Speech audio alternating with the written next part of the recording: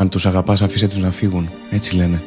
Αλλά γιατί να εγκαταλείψεις κάποιον που αγαπάς? Γιατί να μην παλέψεις με ό,τι έχεις για να τον κρατήσεις? Όταν οι σχέσεις δυσκολεύουν, οι άνθρωποι νομίζουν ότι η αγάπη είναι κάτι αναλώσιμο.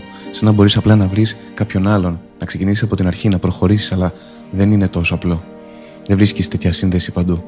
Δεν νιώθεις έτσι για τον καθένα. Και είναι μόνο αφού αφήσεις κάποιον να φύγει που συνειδητοποιείς ότι αυτή ήταν μια μάχη που δεν είχες την πολυτέλεια να χάσεις. Πως το να φύγεις ήταν η χειρότερη απόφαση που πήρες ποτέ. Γιατί το να ξεκινήσεις από την αρχή δεν έμοιαζε με ελευθερία, έμοιαζε με απώλεια. Αν τον αγαπάς πραγματικά, μην τον αφήσεις να φύγει.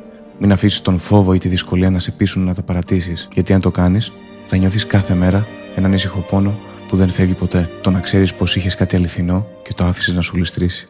Για κάποιες αγάπες αξίζει να δώσεις κάθε μάχη και μην τα παρατήσεις σε μία από αυτές.